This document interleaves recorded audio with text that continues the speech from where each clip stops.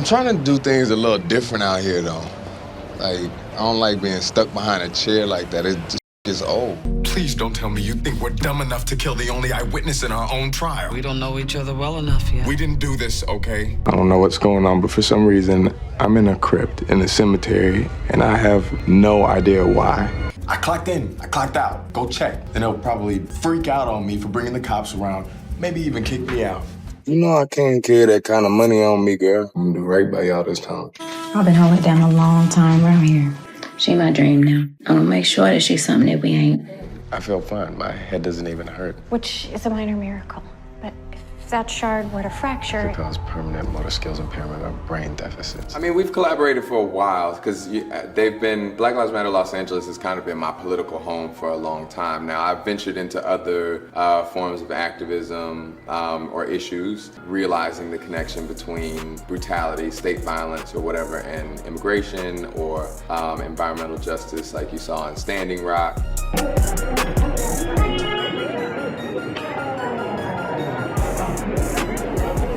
Have you ever wondered what it takes to stand in front of armed police during a protest and then sue them for it? Kendrick Sampson knows. Started going to police commission meetings and protests and yelling at cops and shit. But here's what'll really blow your mind.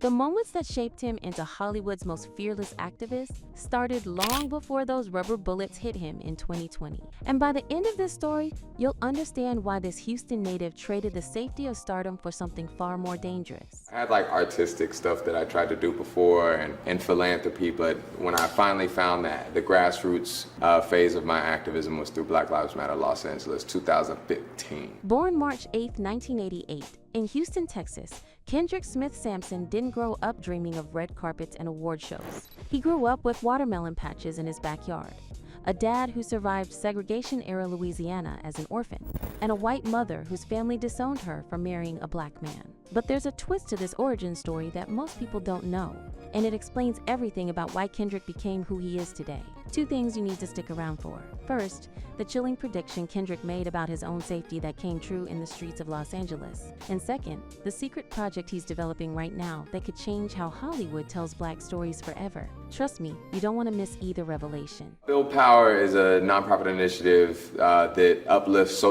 radical social change, like, connecting Hollywood to leaders all over the country, abolitionists. Picture this. A pigeon-toed, knock-kneed kid with oversized glasses and two front teeth that seemed too big for his face, carrying around a box of animal fact cards like other kids carried Pokemon. That was young Kendrick in Missouri City, Texas, a suburb caught between the hood and ambition, where families fled urban Houston, hoping for something better but couldn't quite escape what they left behind. I had big old glasses by the time I was 5, carried around animal fact cards. They were like baseball cards to me. They was like Pokemon cards. They were real National Geographic. They had all the animal facts on them. His father planted those watermelons, taught him about composting before it was trendy, built a garden that fed the family.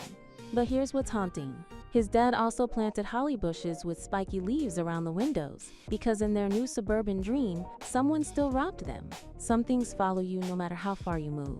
Kendrick's father, Hoyle Sampson, was born in 1947 in rural Louisiana, before segregation ended, before black men could vote, before hope looked like anything other than survival. Orphaned as a child, he ended up in foster care, then ran away. Eventually, he was drafted to Vietnam, forced to fight for a country that wouldn't even let him sit at certain lunch counters.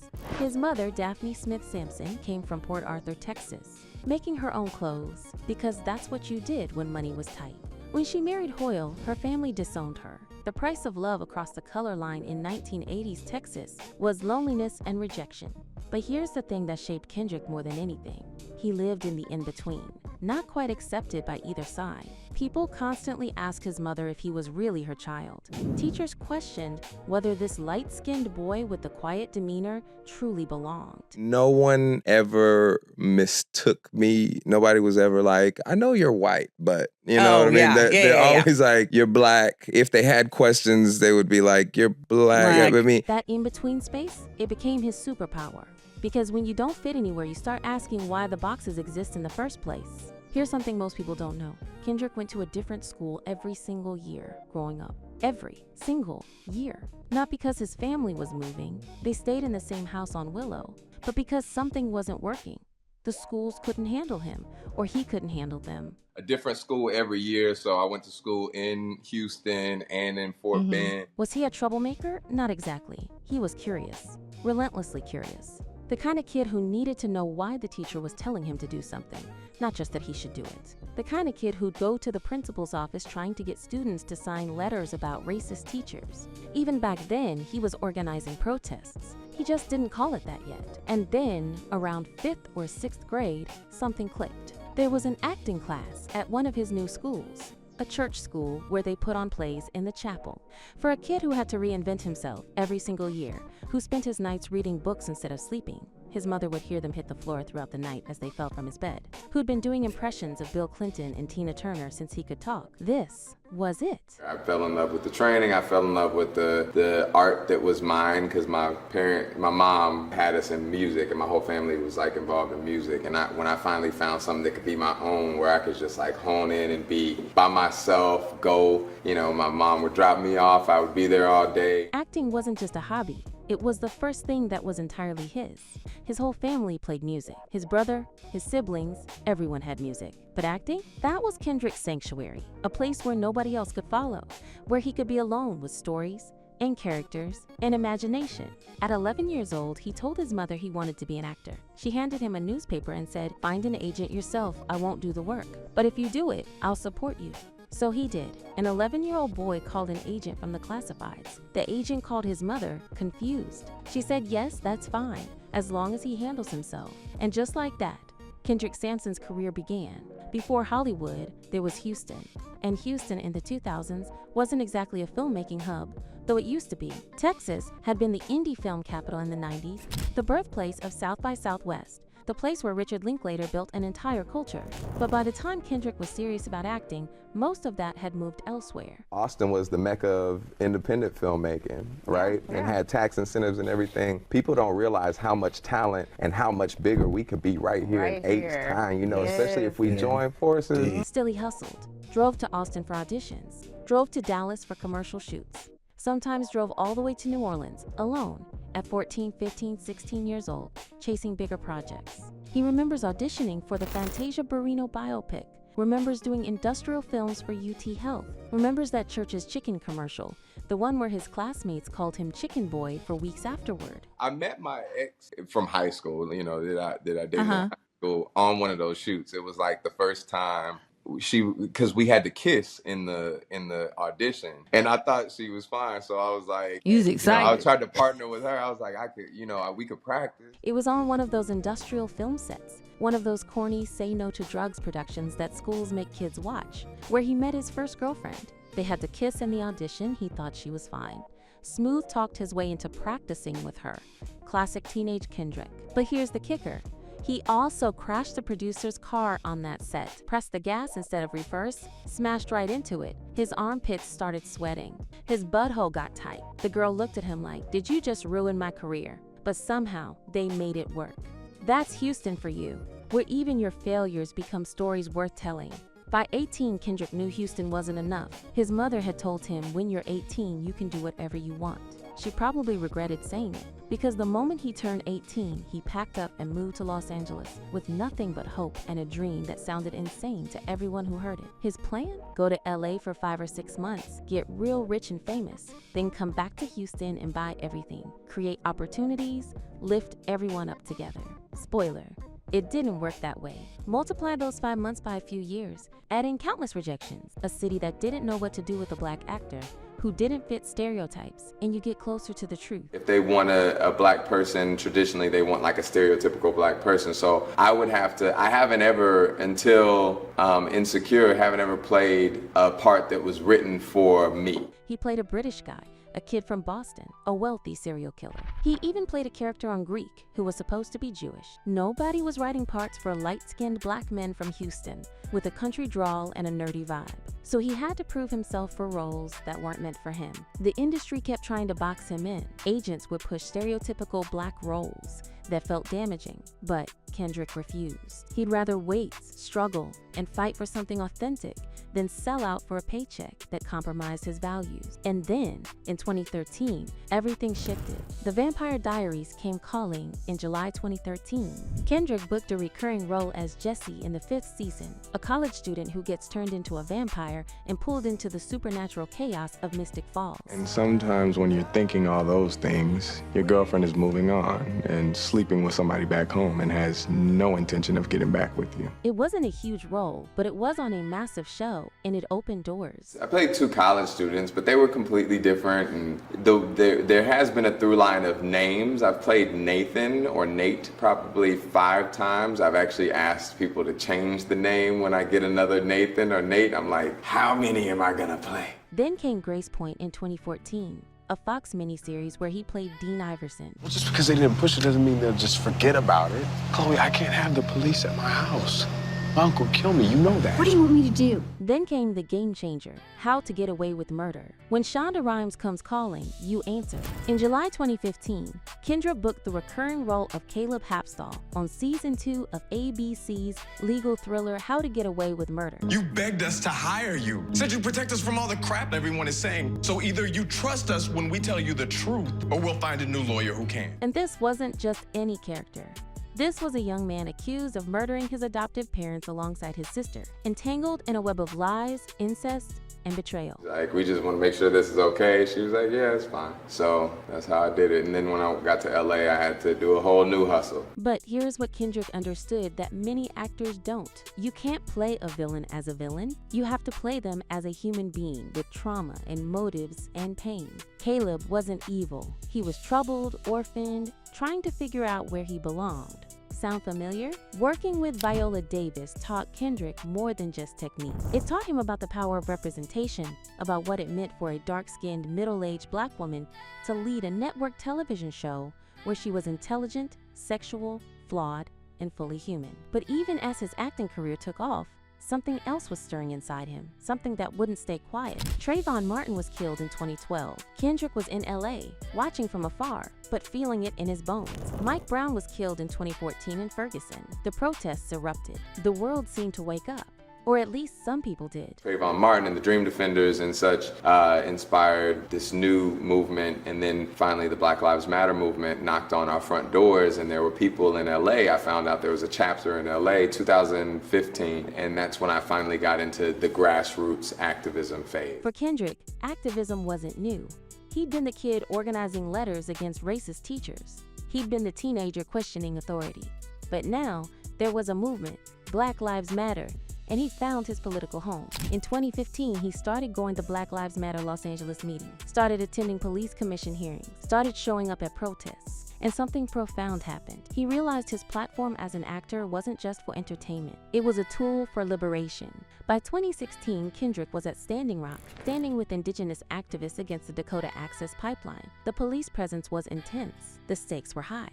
But Kendrick wasn't scared. He was awake. I feel safest surrounded by Black women. Here's the problem with that. They're not supposed to be protecting me.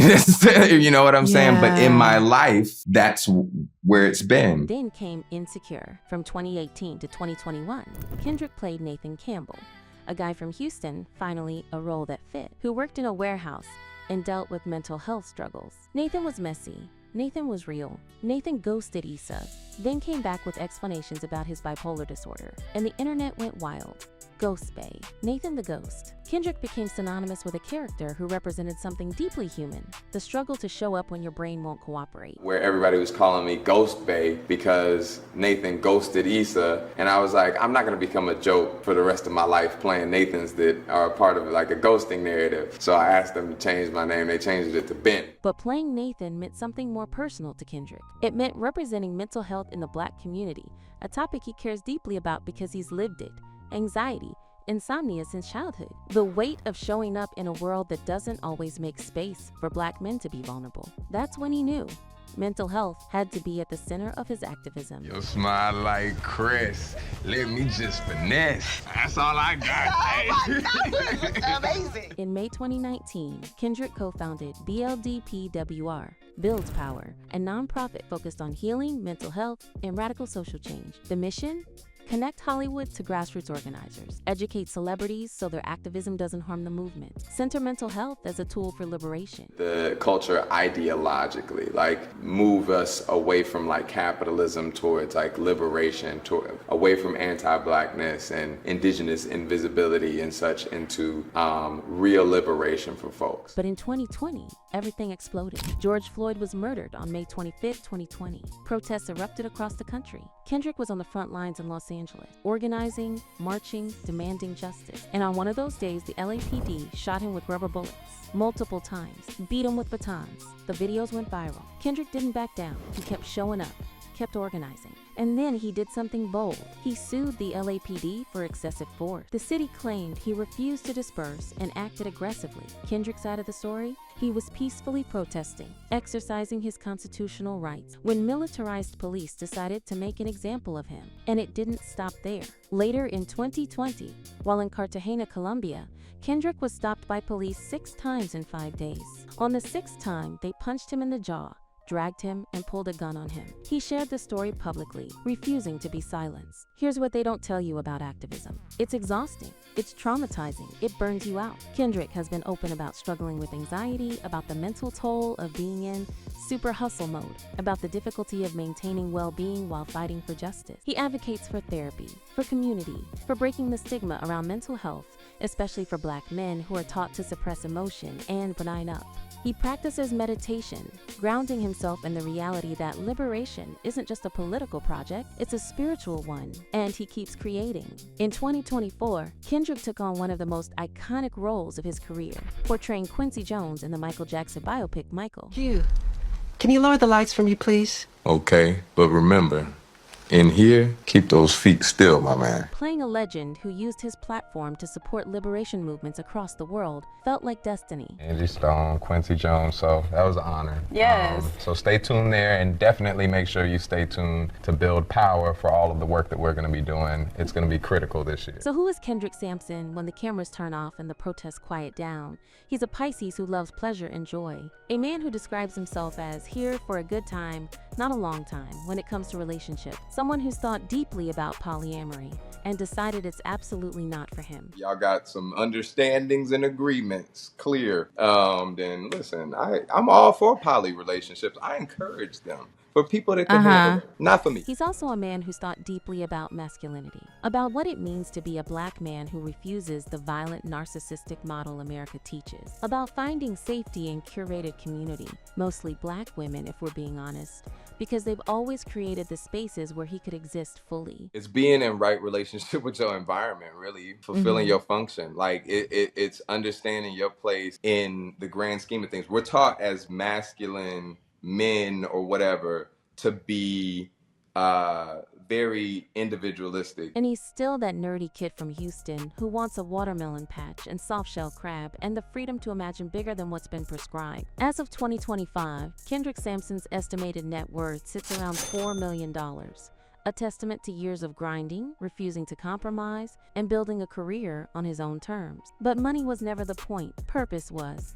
Liberation was. I mean, this drives me. We should have that audacity to envision bigger and freer and more beautiful every day. He's currently developing multiple projects through his production company, Sampson Studios, projects that center Black stories, challenge harmful narratives, and expand what Hollywood thinks is possible. He won't say much yet, but those who know him know he's cooking up something transformative. And through it all, he keeps asking the same question he asked as a kid, switching schools every year. Why? Why do we accept the boxes we're given? Why do we limit our imagination? Why don't we demand more? Because here's the secret Kendrick learned growing up in the in-between. Growing up country and nerdy and biracial and Black and never quite fitting. The boxes are lies. The limitations are construct, and the only thing standing between us and liberation is our willingness to imagine it. I've always been attracted to other misfits, and I enjoy being, I feel most alive when I'm around a bunch of, that's the free feeling, right? So the next time you see Kendrick Sampson on your screen, whether he's playing a vampire, a law student, a warehouse worker, or a music legend, remember this.